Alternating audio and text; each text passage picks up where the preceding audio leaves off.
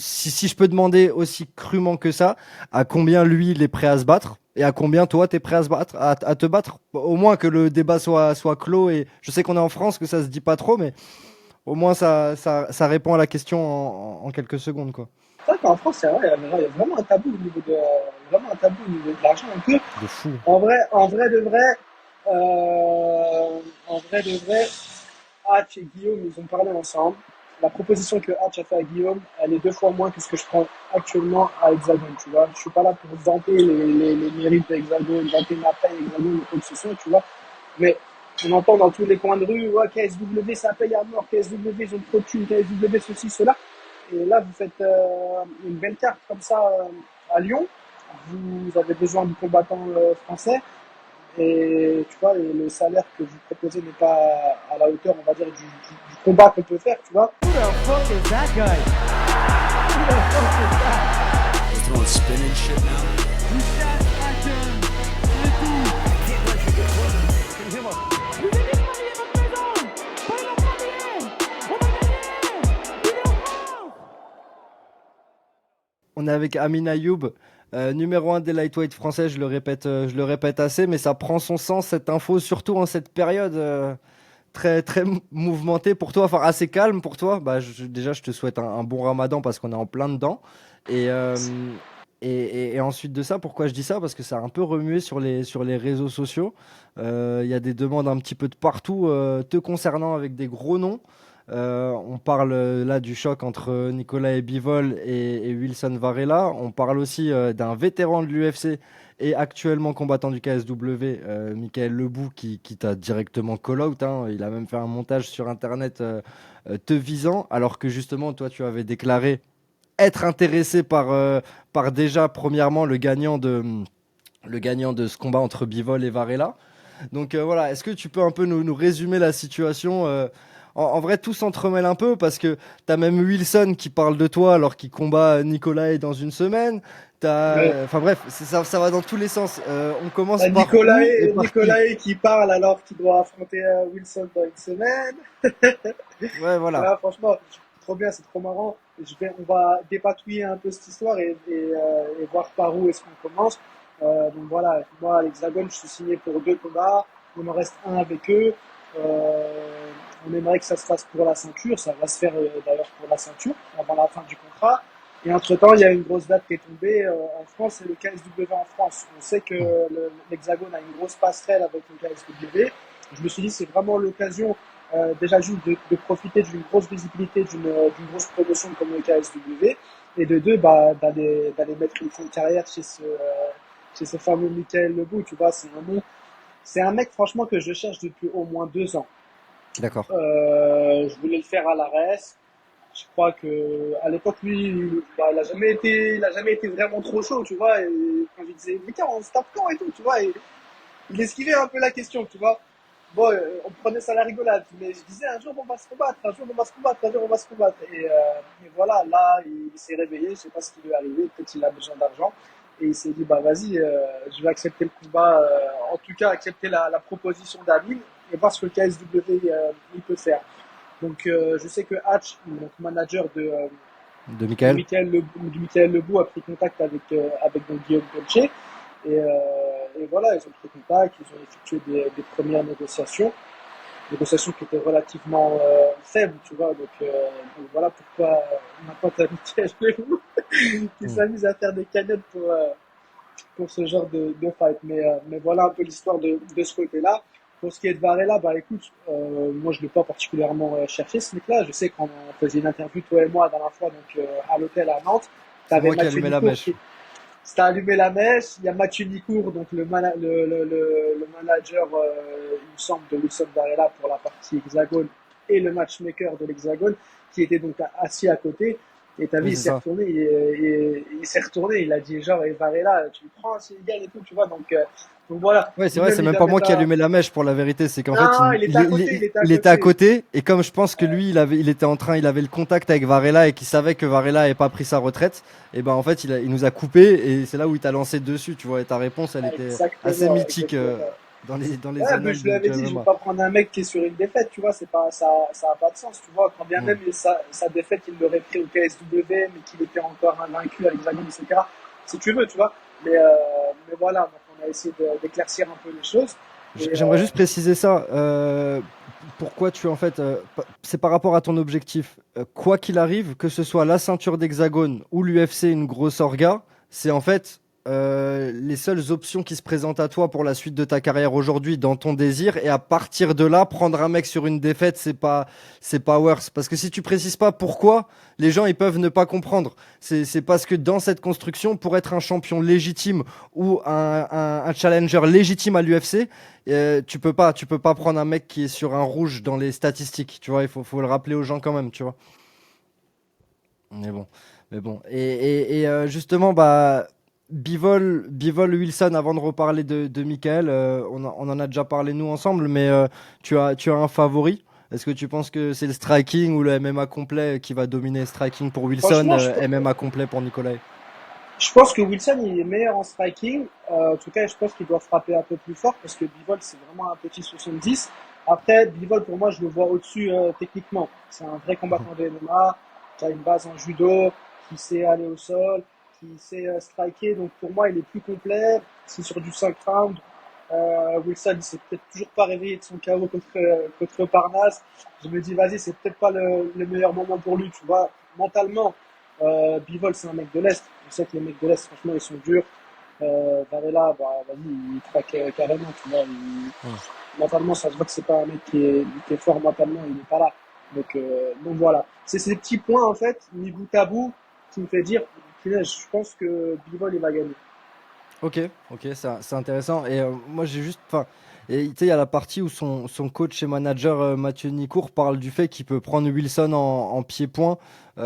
Tu penses que. Moi, je me suis dit, c'est vraiment de l'intox, tu vois, dans le sens. Tu vois, vendre un bivol qui va striker pour faire du MMA plus complet. Tu penses aussi ça ou tu crois vraiment qu'il peut penser qu'il peut battre Wilson en striking? Parce que je me dis, Franchement, juste en domaine pied-point. il peut, non, à mon avis, je pense, Varela, il frappe plus fort que Bivol. Comme je te dis, Bivol, c'est vraiment un petit 70, donc il n'a pas une frappe, voilà quoi, c'est, je- il peut tenir en striking, peut-être techniquement, mais je pense que avec l'impact des coups, Varela, il sera meilleur sur ce point-là. Mais après, c'est du MMA, en vrai, Bien l'avantage sûr. de Bivol, c'est vraiment d'aller mixer tous ces compartiments du fight, quoi. Il y en a aucun, toi, que tu préfères affronter dans le sens où il y en a un des deux qui prend la ceinture, c'est la prochaine cible, quoi qu'il arrive, quoi. Bon, non, moi je m'en fous, j'ai pas vraiment de tête, j'ai pas vraiment de tête, on va dire. Je cherche juste le champion, la personne qui a la ceinture. La personne qui a la ceinture, bah, c'est celle qui me rapprochera de l'UFC. Donc voilà, on va dire que peu importe qui l'a, peu importe. Et dans l'ordre, ce fameux combat, bah, si l'accord est trouvé, ce fameux combat contre Michael Lebouy se passerait avant cette défense de ceinture pour le futur champion de l'Hexagone?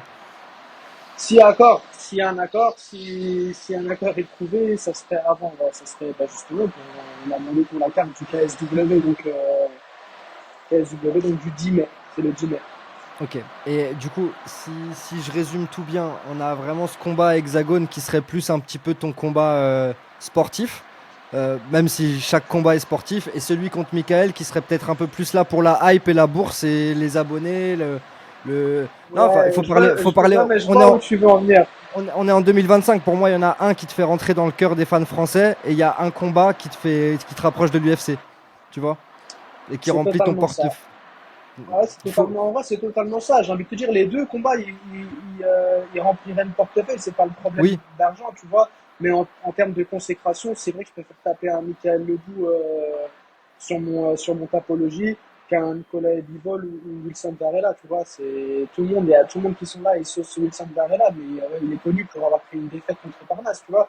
C'est pas, faut arrêter de saucer dans tous les côtés pour rien, tu vois. C'est vraiment le monde du MMA. Il y a les connaisseurs et il y a ceux qui regardent, on va dire, un peu les réseaux, quoi. Donc ce Michael que je Debout, trouve c'est intéressant.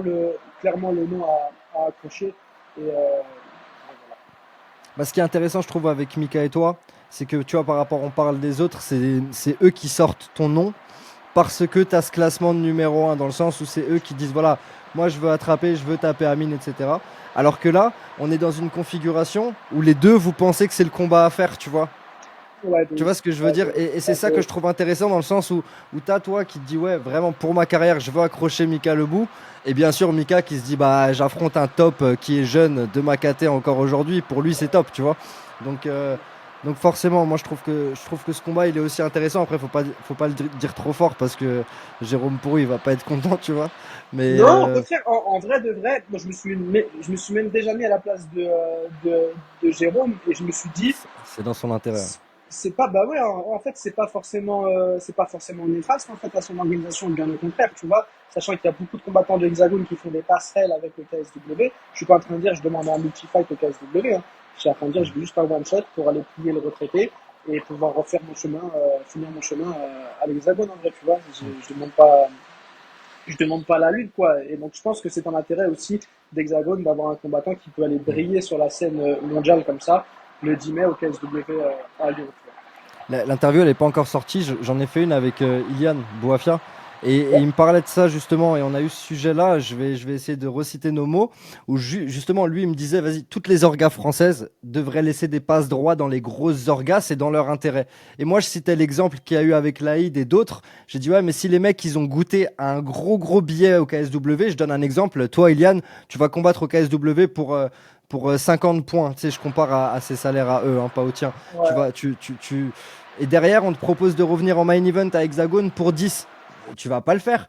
Et lui me disait, il m'a dit après, c'est peut-être moi, je suis débile. Il me dit, mais moi, par loyauté, si justement l'orga Hexagone m'a laissé briller et faire ce truc, genre je reviens et je le fais. J'ai dit, ouais, mais j'ai pas l'impression que ce soit la majorité des combattants qui soient comme ça. Je sais Ouais, pas je toi ce que comprends. t'en penses. Si toi tu touches plus ailleurs, mais que t'es encore contractuellement, c'est pas compliqué de revenir combattre pour moins cher une fois que t'as goûté? En fait, le mot que tu viens de dire, il est intéressant. Contractuellement, tu vois, ça veut dire qu'en tous les cas, qu'est-ce que tu vas faire? Tu vas aller à l'encontre, tu vois. J'ai été mis 2 ans au placard comme ça pour avoir, on va dire, essayer de contourner la règle et en vouloir en faire un peu à ma tête. Et ça paye pas, tu vois. Donc comme il dit Ilian, tu as eu l'opportunité, tu as signé pour 10 000 euros par combat pendant 2 ans. Pendant ces 2 ans, tu as l'opportunité de pouvoir aller prendre 50 000 euros une fois. Bah, et un peu de gratitude, en gros, va prendre tes 50 000 et reviens prendre tes 10 000, finis tes 2 ans et tu iras prendre tes 200 000 après sur les prochaines années, tu vois. Mais je pense qu'il n'a pas tort dans ce qu'il dit. Je pense qu'il n'a pas Ouais, tort bah, dans ce qu'il dit. c'est intéressant, bah aussi message aux orgas, hein, pas que Hexagone et aux autres aussi, tu vois, s'il y a vraiment un contrat de confiance entre guillemets, là, on parle de contractuel mais plus d'humain, s'il y a un contrat de confiance qui arrive à être fait entre les promoteurs, l'organisation et les athlètes, je pense qu'on pourrait avoir un truc qui servirait à tout le monde, parce qu'effectivement la lumière de ces grosses orgas sert l'orga française après, tu vois. Mais bon. Ouais. Après, je comprends que c'est dur hein, pour un fighter. Tu prends 10 000 euros là, on te propose 50 000 sur un event. Tu vois, tu te dis mince, je vais revenir combattre pour 10 000, mais c'est ce qu'on appelle un engagement. Oui, voilà, c'est un engagement. Et puis il y a aussi après la passion, il faut savoir ce qu'on fait dans la vie. Tu vois, moi, avant de monter ce média, je bossais en Suisse. Je peux t'assurer que quand j'ai commencé ce projet, c'était plus confortable de bosser en Suisse. Tu vois ce que je veux dire? Mais bon, à un moment donné, il faut faire les sacrifices qu'il faut, tu vois, pour aller là où on veut. Je t'ai trouvé très gentil avant. T'as dit envoyé à la retraite. Tu as parlé que quelqu'un dort encore de son précédent KO. Presque, je te trouve gentil alors que les gens l'ont pas été avec toi.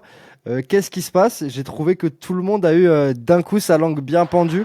Te connaissant un petit peu, j'ai pas du tout l'impression que c'est quelque chose qui te fait peur, l'aspect trash talking. Là, bon, moins Nicolae, mais je pense que ce soit Wilson ou que ce soit Michael, tu vas en avoir entre guillemets pour ton argent, niveau trash talk. Est-ce que c'est un truc qui toi, tu penses que c'est un jeu qui peut plus desservir à tes adversaires? Comment tu gères cette pression? Je t'ai pas souvent eu à avoir un adversaire qui jactait. Est-ce que c'est quelque chose que t'attendais, auquel t'as envie de réagir? T'aimes faire le spectacle en Fight Week? T'as jamais vraiment eu ce partenaire de danse? Là, tu les auras, dans l'un cas comme dans l'autre. Est-ce que tu vas en jouer? Et si oui, est-ce que ce sera, tu penses, à ton avantage? Ouais, c'est forcément à mon avantage parce que moi, je suis un mec, j'aime trop ça. Faut savoir que j'ai un bac plus 5 tu vois, Donc, en clash. en chambrage et en clash depuis que je suis tout petit au collège, tu vois. Ça faisait des Hmm. réunions comme ça, en se mettant autour, comme ça, deux mecs en train de se finir, et tu vois tous les gens, waouh! Donc en vrai, Ouais. sur ce terrain-là, je suis imbattable. Et si tu Nicolas, perdais, tu le finissais à la main, c'est ça? Non, je repartais la tête baissée comme ça. Ah, Non, mais putain. plus sérieusement, Nicolas, il est grave pas dans ça. Ça se voit. Franchement, gros respect à lui. C'est un mec qui est entraînement, son sac, etc. Il cherche pas du tout à parler. Et je trouve ça très, très respectable. Wilson Varela, il se donne un rôle, ça se voit. C'est un mec qui a pas de mental. Il est là, il chiale en interview, il pose ses gants, il les reprend, il sait pas trop ce qu'il veut, il sait pas trop ce qu'il fait dans la cage à l'heure actuelle. Il savait peut-être en kickboxing, mais là, en MMA, je pense qu'il est perdu dans le milieu. Et Michael Lebou, bah écoute, c'est sa seule manière de se vendre un peu à presque 40 ans. Euh, tu sais, on dirait les vieux un peu aigris quand ils sont sortis quand ils ont fini leur travail, tu vois, et qu'ils savent plus trop quoi faire à part embêter les jeunes en bas. Bah il est un peu pareil, tu vois, sorti du UFC, il prend des primes pas forcément super intéressantes et il se dit je vais aller piquer un peu les jeunes pour qu'ils acceptent un combat qui prendront 2 fois moins d'argent parce que c'est le combat qu'il veut, etc. Hmm. Donc, Et voilà. justement, en parlant de ça, et juste, je rebondis sur la dernière phrase que tu as dit, le fait qu'il veut vous faire combattre pour 2 fois moins d'argent. Est-ce que tu peux un peu venir sur ces problèmes d'accord et financiers si je peux demander aussi crûment que ça, à combien lui il est prêt à se battre et à combien toi tu es prêt à se battre, à te battre? Bon, au moins que le débat soit clos et je sais qu'on est en France, que ça se dit pas trop, mais au moins ça répond à la question en quelques secondes, quoi. C'est vrai qu'en France, c'est vrai, il y a vraiment un tabou vraiment un tabou au niveau de l'argent un peu. De fou. En vrai de vrai, Hatch et Guillaume, ils ont parlé ensemble. La proposition que Hatch a fait à Guillaume, elle est 2 fois moins que ce que je prends actuellement à Hexagone, tu vois. Je suis pas là pour vanter les mérites d'Hexagone, vanter ma paye Hexagone ou quoi que ce soit, tu vois. Mais on entend dans tous les coins de rue, ouais, KSW, ça paye à mort, KSW, ils ont trop de thunes, KSW, ceci, cela. Et là, vous faites une belle carte comme ça à Lyon. Vous avez besoin de combattants français. Et tu vois, et le salaire que vous proposez n'est pas à la hauteur, on va dire, du combat qu'on peut faire, tu vois. Après, je me mets d'un côté d'une organisation comme le KSW, tu veux signer par exemple à 1000, tu ne prends que sur un one shot. Est-ce que c'est intéressant de mettre beaucoup d'argent pour un one shot, etc. C'est leur partie de négociation aussi de leur côté, tu vois. Mais en tout cas, de ce Mm. qui est pour ma personne, je suis très bien loti à l'Hexagone. Si l'Hexagone ils veulent monter le fight, Michael Leby contre Amin Ayoub, bah, c'est avec plaisir, tu vois. Au moins, eux, ils auront les ressources nécessaires. Mais si c'est pour aller prendre 2 fois moins que mon salaire actuel dans une orga comme le KSW, bah, on le fait pour l'UFC, mais C'est intéressant ce que tu dis, enfin, sur 2 points pour moi. Bah, déjà, on avait vu la nouvelle l'année dernière. Je pense que bah, déjà la dernière carte qu'ils ont fait était énorme, elle a dû coûter très cher. Et deuxièmement, je pense aussi que bah, le choix qu'ils ont fait d'avoir comme star de l'organisation Saladin, c'est un choix qui est coûteux. De l'avoir gardé, cette renégociation, je pense qu'elle a été coûteuse et ça peut aussi faire en sorte qu'il y ait potentiellement moins de budget sur d'autres fights. Mais ce que tu dis, c'est surtout intéressant parce qu'en fait, ça redéfinit qu'est-ce qui est une grosse orga, mis à part l'UFC ou le PFL aujourd'hui. Parce que c'est en fait, si tu as fait ton travail médiatique comme tu l'as fait sportivement des 10 dernières années, tu te retrouves dans une situation où pour un athlète français bien classé et sportivement jeune, c'est plus intéressant presque de combattre à Hexagone MMA qu'au KSW, tu vois, en fonction de là, ton niveau c'est actuel. C'est fou, tu vois. En fait, c'est vrai, tout dépend des chemins que tu prends, comment ça se passe, pourquoi, comment, les négociations, etc. Tu vois, Mm. D'ailleurs, il va mais combattre voilà. à Poitiers, mais je pense même à Arès, on peut le jouer, tu vois. Je pense que le one-shot que fait un Tona Kroll au PFL doit être moins intéressant que son run à Arès. Tu vois, financièrement, C'est je sais pas, tu possible, vois. ouais, c'est possible. Mais il y a plein de têtes comme ça, on peut citer plein de têtes, je vais pas citer leur nom, tu vois, mais t'as des gens Ouais, que bien sûr. c'est pareil, tu vois, ils ont compris que signer seulement 2 combats dans une orga, c'était mieux que de s'enliser pendant 2 ans sur un contrat de 4 ou 5 combats, tu vois. Mm. Et option 3, du coup, option 4, pas Nicolas, pas Wilson. Est-ce qu'il y a un monde où, en fait, bah là, on savait qu'il y avait l'UFC Londres, bah, on l'aurait su s'il y avait quelque chose qui se profilait pour ça. Mais est-ce qu'il y a aussi un monde où on te voit faire aucun de ces combats et où, bah, justement, ton manager Guillaume Pelletier a un coup de fil et on puisse te voir ailleurs rapidement? Bah écoute, en tout cas, je suis pas au courant. En tout cas, pour l'instant, j'en suis pas au courant. En fait, Guillaume, il est comme ça. Il va pas. En fait, il y a 1 an et demi là, pour l'UFC Paris, il m'a envoyé un message WhatsApp, contrat directement de l'UFC, tu vois. Et je me suis dit, ouais, en fait, t'es même pas au courant, en fait, il travaille quoi, pourquoi, comment, tu vois, et c'est ça que j'aime bien avec lui, tu vois, c'est qu'il va pas te vendre un truc qu'il n'est pas sûr de pouvoir avoir, tu vois. Donc, il Ouais. travaille dans l'ombre. Je sais qu'il est constamment en contact avec Sean Shelby et à voir ce qui se passe, tu vois, Sean voir ce Shelby qui se qui est le passe. manager de tes catégories à l'UFC, hein. Enfin, le matchmaker de tes catégories à l'UFC. Matchmaker, ouais. Ouais, exactement. Donc, à voir. Je sais pas c'est quoi la suite pour l'instant, en tout cas, et je pourrais pas le savoir tant que j'ai pas le message de Guillaume, tu vois. Bah, parlons de choses tangibles alors. Je vais commencer par Mika, vu que potentiellement ce serait le premier combat, le temps que Nicolae ou Wilson se remettent de leur fight. Pronostic, Mystique Ayoub, si ce combat est signé, un accord est trouvé, qu'est-ce que tu as envie de lui faire et comment tu comptes gagner ce combat? Ouais, franchement, je compte être très violent avec lui sur une grosse partie de boxe anglaise, en frappant fort. On a pu voir le chaos qu'il a pris contre Pepito, le pauvre, je crois, même là, il n'est pas encore réveillé. Euh, je pense faire un truc dans le genre, tu vois. Une Hmm, violence un peu pareille. Bah cool, cool. Et si c'est Wilson, je pense qu'on peut avoir un des combats les plus attendus en striking en termes de MMA français. Entre ton anglaise et son pied-point, franchement, bah, intelligent celui qui impose son jujitsu, mais J'envoie des jambes aussi un peu, hein. c'est vrai, c'est vrai, c'est vrai, Je t'envoie c'est des vrai. sidekicks. C'est vrai, Là, là, à la Carlos Condit aussi, le 1-2, le 1-2 high kick, il est pas mal. Je l'avais vu à l'entraînement là dans les images. Il rentre bien avec la jambe qui tourne. Mais ouais, pareil, si tu retrouves Wilson un jour dans une cage, je te parle pas de game plan, on s'en fout. Juste en termes de préférence, t'as envie de faire du MMA ou t'as envie de striker avec lui pour justement. moi, j'ai En envie de fait, tu vois, striker pour qu'on arrête de dire que c'est un striker de ouf.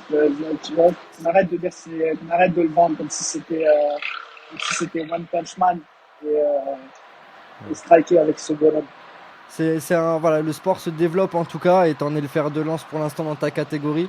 Tu représentes la KT la plus en vogue actuellement dans le MMA moderne et t'en es numéro un aussi aujourd'hui. Ça me pose un dernier petit problème avant de te laisser. Je sais qu'il y a un accord qui aurait été trouvé, 73, etc. Machin. C'est pas un peu à ton désavantage de prendre un welter, même si entre guillemets, alors que Michael, je le connais et je le respecte, il est super en forme, mais il a 40 ans. Donc, est-ce que voilà, c'est pas aussi un avantage pour toi d'aller dans sa catégorie, tu vois? En fait, je vais te dire, je vais te parler de français, et Mika, quand il va entendre la vidéo, il va rigoler. Mika, ça fait 2 ans que je le cherche. 2 ans, il parle chinois, il regarde à gauche, il regarde à droite quand je lui dis viens on se combat. Là, il sait que c'est la pleine période de Ramadan. Il sait que, vas-y, je suis à 2 doigts d'accepter de combattre en 73 kilos alors que je suis un combattant 70 kilos. Il s'est dit, ah là, ça y est, c'est le moment. Il reste 6 semaines sur KSW. Vas-y, je prends Amine, je propose Amine, il aura que 2 ou 3 semaines de prépa. Il va monter en 73 kilos, etc. J'ai toutes les chances de mon côté, tu vois. Ça fait 2 ans que 2 ans que je le cherche, il s'est jamais réveillé. Là, il se dit, c'est la bonne opportunité. Et moi, tu vois bien, un bonhomme, hein, vas-y, viens en 73 kilos, il n'y a pas de problème. Je viens à ton poids, dans ton catch que tu veux, il n'y a y a pas de problème. T'es quand même un. Ouais, bon, ça devrait le faire parce que t'es quand même pas un gros, mais un bon cutter, comme un combattant qui se respecte. Donc, en vrai de vrai, si tu fais l'ajustement, il y aura une différence, hein, peut-être sur la lutte, mais en vrai de vrai, tu vas aussi gagner en puissance en anglaise et pas vraiment perdre en vitesse avec 3 kilos. Donc, ça peut aussi être un Comme pour avantage. moi, je suis déjà un petit 70 kilos, tu vois. Donc là, en Je sais. 73 kilos, tu vois, je serais un super petit 73 kilos, mais il n'y a rien. Eh gros, c'est de la bagarre, il n'y a pas de problème. On ramène Michael Hmm. debout, on va au poids que tu veux, on vient, on se tue, il n'y a pas de problème. T'inquiète, Bah, tu on est connais ton des... gars le technicien, ça veut dire que quand moi j'ai vu toute cette embrouille, j'étais là devant mon tel, je me disais bah c'est bien gentil tout ça les gars, c'est super hein, mais c'est pas la même KT, hein, on fait comment tu vois? J'étais là à me dire bref, comment on y Non, non, je arrive lui ai tu dit, vois? vas-y, pas de problème, 73 kilos, on y va. Ok, ok, bah écoute Amine, je pense qu'on a fait le tour, il y a quelque chose que t'aimerais préciser encore ou rajouter de ton côté? Petit Écoute, message hein, ou... si ceux qui veulent venir, hein, on est là, on nous attend, hein, tu vois bien. C'est bien beau Hmm. de parler sur les réseaux, comme tu as dit, ils se réveillent tous du jour au lendemain, la langue bien pendue, ça fait des années qu'on ne les entend pas. moi je suis là. Vous savez me chercher, vous savez me trouver de toute façon. En tout cas, je dis aux gens, n'hésitez pas à liker, à vous abonner, que ce soit ici sur NoSense TV ou sur la chaîne YouTube et l'Instagram de Amin Ayoub. Je le rappelle, numéro 1 des lightweight français, c'est la catégorie de Charles Oliveira pour ceux qui découvrent le MMA depuis 3 jours. Et Islam Makhachev. Donc voilà. Amin, merci beaucoup. Merci à toi, bon courage. Who the fuck is that guy? Who the fuck is that?